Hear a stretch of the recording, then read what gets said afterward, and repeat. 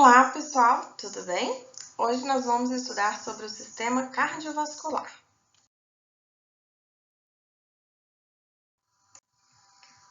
O sistema cardiovascular é uma das partes que compõe o sistema circulatório do nosso corpo, ok? Então, o sistema circulatório ele vai estar dividido em cardiovascular e o sistema linfático. No cardiovascular, nós vamos encontrar os vasos que conduzem o sangue do coração para os tecidos e dos tecidos de volta para o coração. Isso é um efeito circulatório, ok? Já no linfático, nós vamos encontrar os vasos que conduzem a linfa e também órgãos que têm atuação linfóide, né, atuando dentro do sistema de defesa no sistema imune. Então, a gente tem o baço, o timo e a medula óssea. E aí, essa condução da linfa dentro dos vasos linfáticos vão ser sempre em uma única direção, dos tecidos para o coração, ok? Então, não confunda. A parte linfática, ela tem um único sentido, direto para o coração. Já o cardiovascular, irriga e volta para o coração, irriga e volta para o coração. Sempre um sentido circulatório. Já o linfático, um sentido único. Então, nesse sistema circulatório, nós vamos observar que ele tem a função de conduzir elementos até os tecidos, tá? Esses elementos são nutrientes, oxigênio e restos metabólicos. Vai promover também a integração e a manutenção dos demais sistemas, né? Vai permitir uma conversação aí entre os demais sistemas, tá? Uma comunicação. E aí a gente observa que é um sistema fechado, porque não tem uma comunicação com o meio exterior, ok? Então, o circulatório vai fazer a circulação por toda a área do corpo, né? Sem ter contato nenhum com o meio externo. Da mesma forma, o linfático atua também. Então, vamos nos ater aqui dentro do sistema cardiovascular, que é o que vamos estudar para essa aula de hoje. Então, os vasos vão conduzir o sangue do coração para os tecidos e dos tecidos para o coração, ok? Temos aí, então, um coração, que vai ser a nossa bomba propulsora de sangue, e os vasos sanguíneos, que vai ser o trajeto por onde esse sangue vai passar. Dentro disso, a gente tem as artérias, as veias e os capilares. Lembrando que artérias transportam sangue oxigenado e veias transportam sangue desoxigenado ou com pouca oxigenação. E os capilares são as ramificações mais finas desses vasos sanguíneos, permitindo aí uma perfusão, uma troca entre os gases e também os restos metabólicos e nutrientes nesses capilares na periferia dos tecidos. Agora que você está estudando o sistema cardiovascular e vai estudar o coração, você não vai mais desenhar aquele coraçãozinho lindo que todo mundo desenha. Você vai desenhar um coração anatômico, ok? Esse coração é um órgão muscular, tecido muscular estriado cardíaco. É um órgão oco, né? Porque a gente precisa de um espaço para a passagem do sangue e ele atua como uma bomba contrátil propulsora. Vai ejetar sangue através das válvulas. Possui 4 cavidades, sendo 2 átrios e 2 ventrículos, né? Tem uma comunicação aí entre o átrio e o ventrículo, que é a passagem do sangue, tá ok? E aí, se a gente for avaliar essa peça anatômica, ela pesa mais ou menos entre 280 a 340 gramas, tá? De uma pessoa adulta. Para você ter mais ou menos noção do tamanho do seu coração, fecha a sua mão, ok? Fechou? Ponha ela no meio do seu peito, entre as suas costelas, posicionada no seu osso externo. Você vai ter mais ou menos, aproximadamente, a noção do tamanho do seu coração. Lembrando que atletas ou pessoas que apresentam patologias cardíacas vão apresentar aí uma hipertrofia desse coração, ou seja, a parede desse miocárdio vai estar aumentada. O coração, então, localizado na caixa torácica, bombeia mais ou menos cerca de 7.000 litros de sangue por dia ok? Localizado no mediastino, no centro da cavidade torácica, maior porção desse órgão está à esquerda. Se a gente dividir aqui ao meio, ó, a gente vai perceber que a maior porção dele está à esquerda da caixa torácica, disposto obliquamente na diagonal dentro dessa caixa torácica. Como limites nós temos na parte anterior do corpo, então, o osso externo. Inferiormente nós temos o diafragma, que a gente consegue observar aqui nessa ilustração. Lateralmente temos os pulmões direito e esquerdo, tá ok? E posteriormente aqui atrás vamos ter quem? A coluna vertebral, tá ok? Nessa imagem, então, nós conseguimos visualizar as estruturas onde se localiza o coração, chamado de mediastino. O mediastino é esse espaço no meio da cavidade torácica. Então, pulmão direito, pulmão esquerdo e o coração ao centro dessa posição. Inferiormente, a gente tem o diafragma, tá? Posteriormente, estaria a coluna vertebral e anteriormente o osso externo. Então, a gente observa que a base do coração é sempre essa porção maior aqui, ó, do órgão, tá ok? É onde a gente vai encontrar os vasos, tá? O ápice é sempre a pontinha do coração, tá bom? Então, o ápice vai estar para a lateral esquerda e a base medialmente, né? Na parte medial aqui da caixa torácica, onde a gente vai encontrar os vasos, tá ok? Então, aí a gente tem uma face externo-costal, voltada para o externo e as costelas, uma face diafragmática, que é essa parte que vai estar encostada aqui sobre o diafragma, e as faces pulmonares do coração, que vão estar projetadas para os lados do pulmão. Então, observando aí no seu tórax, ó, aqui a gente tem o desenho das costelas, tá? Até o limite onde vão as costelas. E aqui a gente vai ter a projeção do coração. Ele vai estar posicionado dessa forma.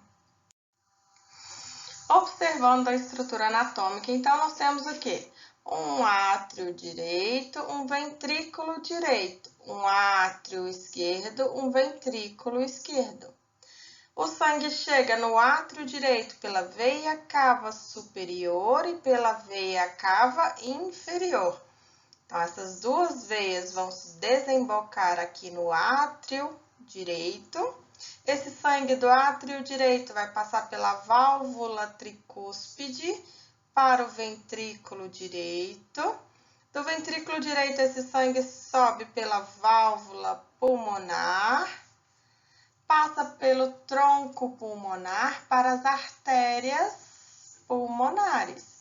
Essa é a única artéria do nosso corpo que transporta sangue pouco oxigenado.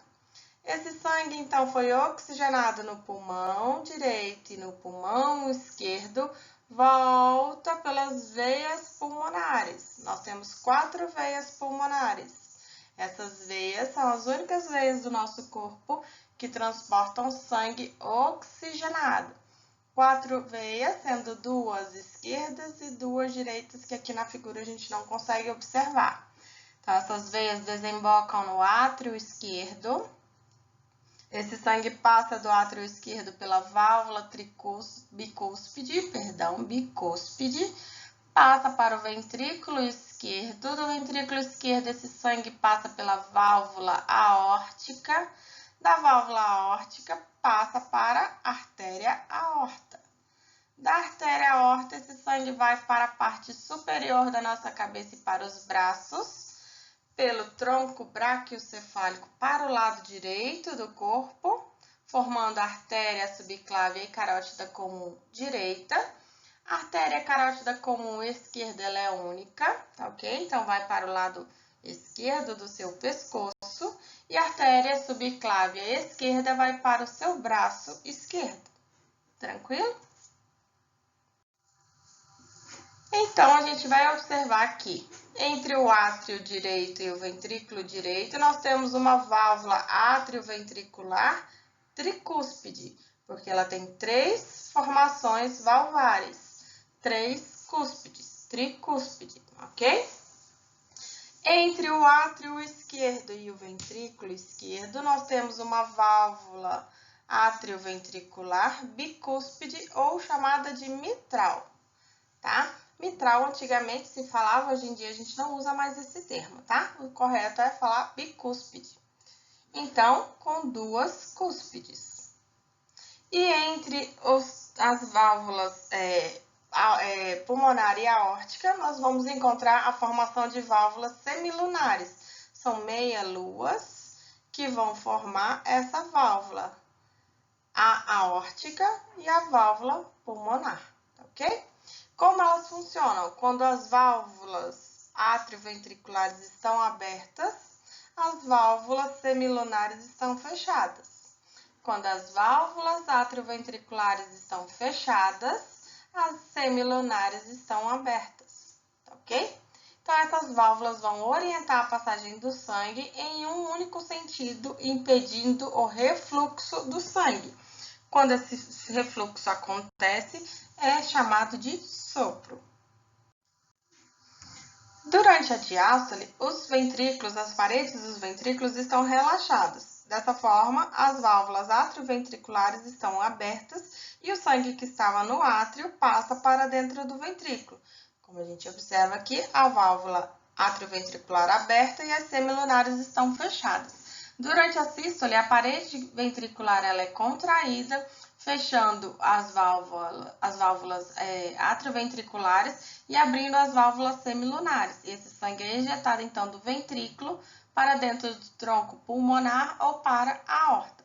Como a gente observa, então, as válvulas atrioventriculares estão fechadas e as válvulas semilunares estão abertas. Então, elas sempre abrem e fecham em conjunto, as atrioventriculares e as semilunares, ok? Um corpo adulto tem cerca mais ou menos de 5 litros de sangue. Então, o coração proporciona 70 ml de sangue por contração. Isso é uma média, tá, pessoal? Depende muito do tamanho desse adulto que a gente esteja avaliando, tá? Então, as contrações rítmicas do coração são em torno de 72 batimentos por minuto. Ou seja, em um minuto, mais ou menos o sangue circula pela grande e pela pequena circulação do nosso corpo e retorna de volta à origem, que seria o coração. Então, imagina que em um minuto esse sangue passou por todo o trajeto e voltou ao seu coração, ok?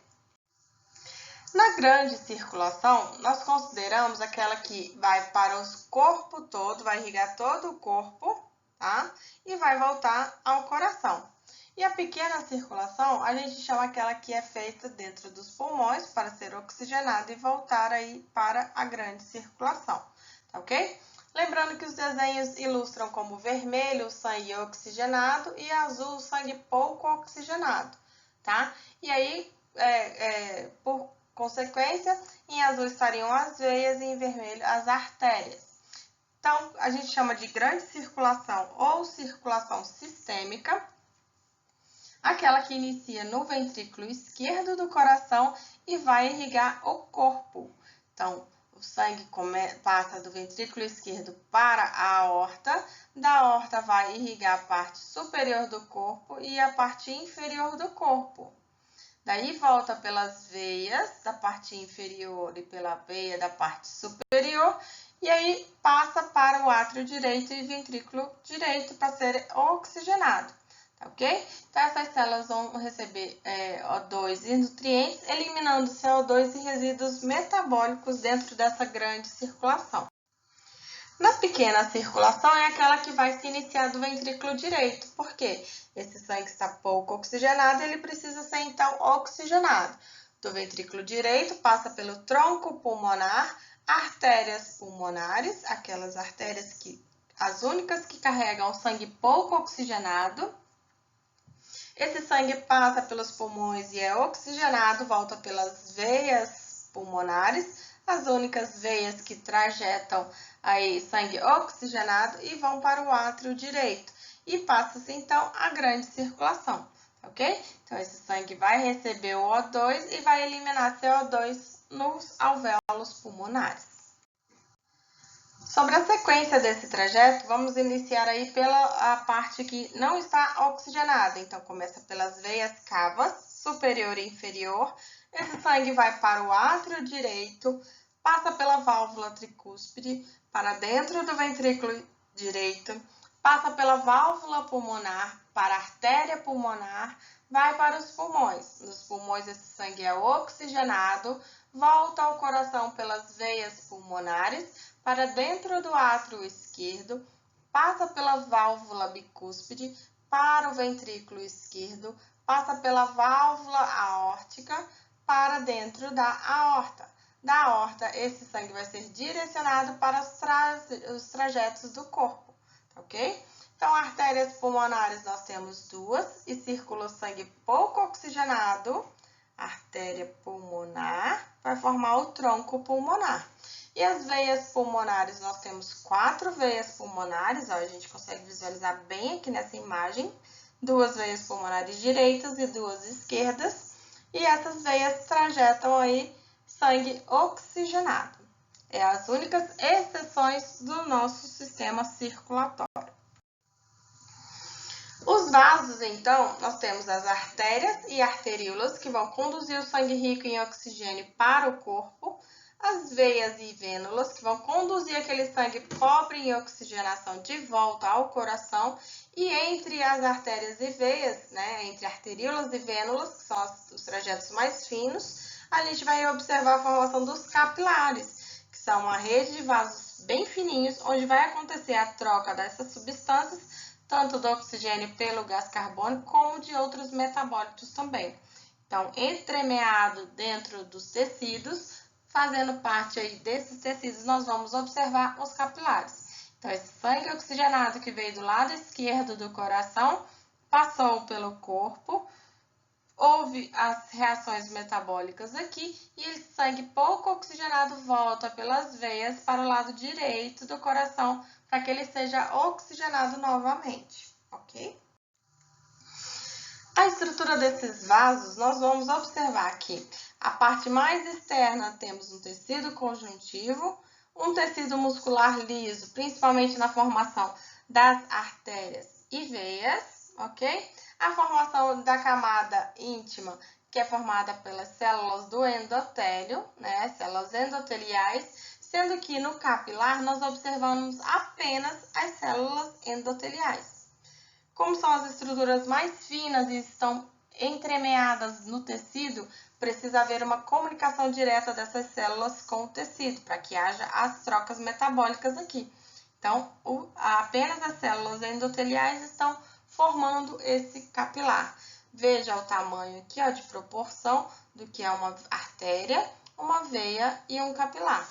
A artéria, como vai levar sempre sangue muito,